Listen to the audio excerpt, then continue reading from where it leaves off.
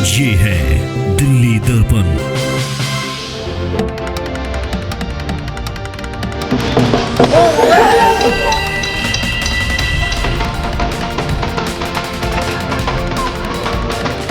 और एक ही सपना और एक ही मंशा है कि कोई एक बच्चा भी अगर यहाँ से कोई मेडल ले आता है, कोई पद ले आता है, तो सब मैट वगैरह ये सब और हमारी सबकी मेहनत कभी हो जाएगी।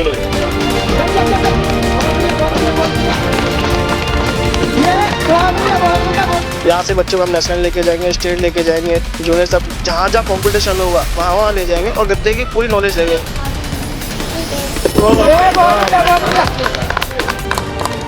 नमस्कार, आप देख रहे हैं दिल्ली दर्पण टीवी। राजधानी दिल्ली में राजनीतिक उठापटक भी शुरू हो चुकी है और राजनीतिक दांवपेच हैं वो भी खेले जा रहे हैं। परंतु इसी बीच हम इस वक्त आप पहुँचे हैं राजनीतिक अखाड़े में, और ये जो है वास्तविक अखाड़ा है। राजनीतिक अखाड़े से मैं आपको वास्तविक अखाड़े में लेके आ चुका हूँ। जे कॉलोनी का ये अखाड़ा है और इस अखाड़े का नाम जो है परशुराम व्यायामशाला है।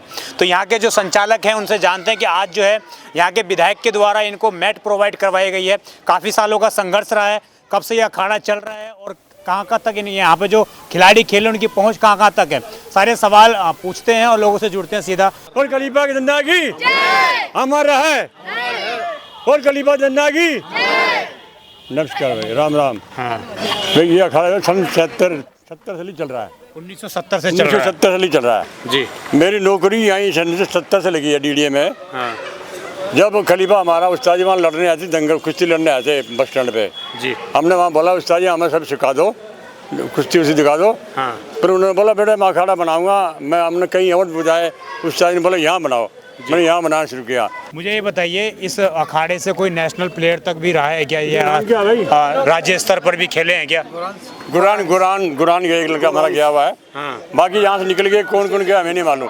कई लोग चले गया, अखाड़ा बन गया तमिलनाडु में भी अखाड़ा बन गया इस नाम से, खलीफा के नाम से अखाड़ा तमिलनाडु भी बना हुआ है।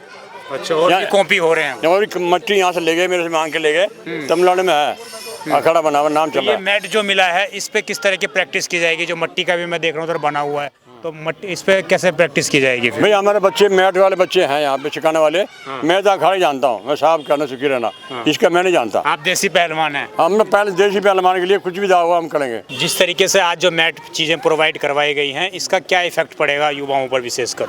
इफेक्ट सर बहुत पड़ेगा इसमें। हाँ। इसमें सबको सिखाया जाएगा। हाँ। तो मैट की कुश्ती सिखाई जाएगी इस पे, ठीक है। तो इसमें जैसे दाव वगैरह हैं। हाँ। अलग होते हैं थोड़े। हाँ। वो सब बताए जाएंगे उनको। हमारे साथ जो है सूर्य पहलवान जी मौजूद हैं और युवा हैं, और इनके माध्यम से ही जो है यहाँ पर बच्चे मैट में जो प्रैक्टिस करेंगे। मैं आपसे सीधा सवाल ये पूछूंगा कि किस तरीके से जो मैट के माध्यम से नई प्रकार की जो कंपटीशन है नेशनल लेवल पर, इंटरनेशनल लेवल पर, हर जगह मैट पर खेली जाती है, आपको लगता है यहाँ से बच्चे भी पहुँचेंगे वहाँ तक? यहाँ से जरूर जाएंगे, क्योंकि हमें इस चीज़ की नॉलेज है, हम खुद नेशनल प्लेयर है। तो जैसे यहाँ पर जैसे मट्टी में होता है, चित का होता है, यहाँ पर पॉइंट का होगा गद्दे में हर चीज़ को, और आगे से आगे हम बच्चे को बचाएंगे जो उनके हर चीज़ में सपोर्ट करें।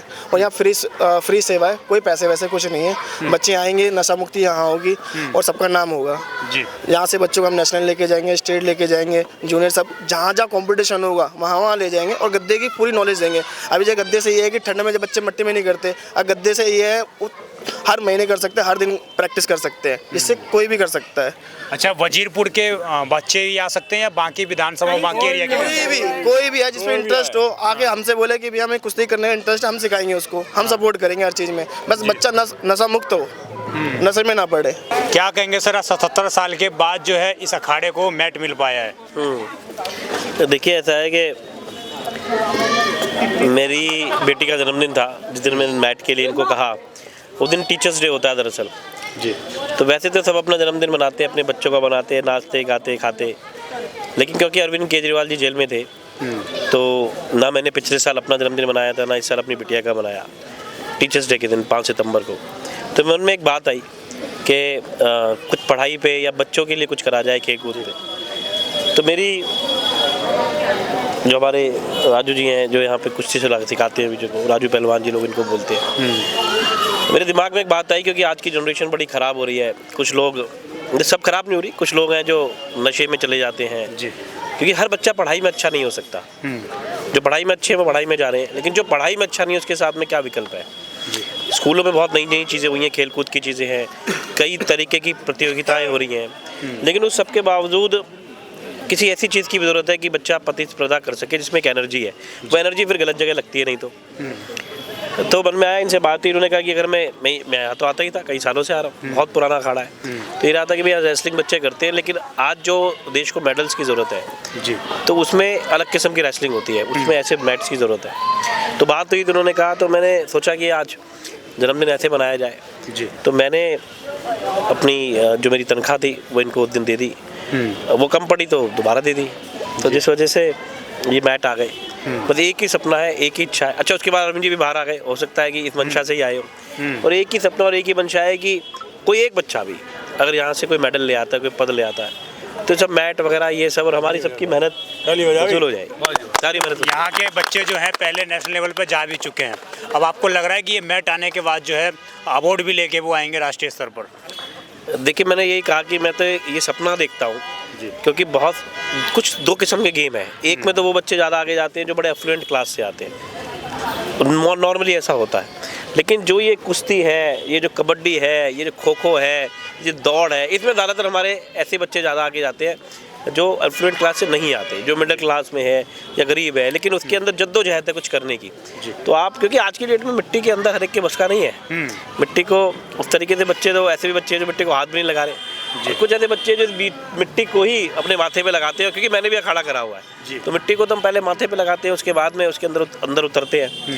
तो मेरा ऐसा मानना है कि यहाँ से ज़रूर ऐसा होगा, क्योंकि यहाँ सिखाने वाले या सीखने वाले सबके मन में की बात है। आपने देखा, वैसे मैं भी आया मंदिर में, पहले मत्था टेका, और भगवान हनुमान की आज मंगलवार का दिन भी एक ऐसी आस्था है हम लोगों के अंदर कि वो हमें बल देंगे, और हम इस तरीके से आत्मरक्षा के लिए भी, देश के मेडल के लिए, आत्मरक्षा के लिए और लोगों के लिए। आज की डेट में लोगों के लिए कोई नहीं जा रहा, कोई मर रहा हो ना तो लोग वीडियो बनाने लगते हैं, कोई जाके बचाता नहीं है जी। तो ये भी ज़रूरी है। हालांकि दिल्ली सरकार ने तो करा कि 2000 रुपये देंगे अगर उसे हॉस्पिटल ले जाए, लेकिन मन में एक भावना आना चाहिए जो कि कोई किसी और के लिए भी लड़ सके जी। तो लड़ेगा तो तब जब वो सबल होगा, अगर खुद दुर्बल होगा तो किसी के लिए क्या लड़ेगा जी। तो सबल होगा, वो शिक्षा लेगा, अच्छे गुरुओं से शिक्षा लेगा, और उस चीज़ को इस तरीके से सीखेगा कि आत्मरक्षा के लिए तो कुछ अच्छा हो सकता है। साथ में जो छोटे बच्चे देश के लिए करना चाहेंगे, मेडल जीतेंगे, और सिर्फ मेडल नहीं जीतते हैं, मेडल के साथ साथ आर्मी में जाने के लिए बहुत सारी नौकरियों में भी इन चीज़ों की बड़ी मदद मिलती है कि आपको बहुत अच्छी सरकारी नौकरियां मिलती हैं, क्योंकि आप खेल कूद के अंदर अच्छे हैं। तो और जीते जागते गुरु द्रोणाचार्य हैं, लोगों को चीज़ें सिखा रहे हैं, अच्छी चीज़ें सिखा रहे हैं। और अगर बच्चे नशे पत्ते से बच के अगर बचपन में आ जाएगा तो नहीं जाएगा, एक गारंटी है कि जो यहाँ आ गया वो कभी नशे में नहीं जाएगा। उसको भक्ति का नशा होगा, उसे किसी की मदद करने का नशा होगा, उसको देश का नशा हो सकता है, लेकिन गंदा नशा कभी नहीं होगा। जो होगा ठीक होगा। राजेश गुप्ता जी चलिए, धन्यवाद। ये थे हमारे साथ उदयपुर के विधायक राजेश गुप्ता जी। और आपने देखा कि किस प्रकार देश की राजधानी दिल्ली में 70 साल के बाद जो है आज एक अखाड़े में मैट आया है, और इसकी खुशी कहीं ना कहीं आम जन जो है उनके चेहरे पर भी साफ दिखाई दे रही है। आप देखते रहे दिल्ली दर्पण टीवी। धन्यवाद। लेटेस्ट खबरों के लिए सब्सक्राइब करें हमारा यूट्यूब चैनल या फिर लॉग ऑन करें www.delhidarpantv.com। खबरों की कवरेज और विज्ञापनों के लिए संपर्क करें।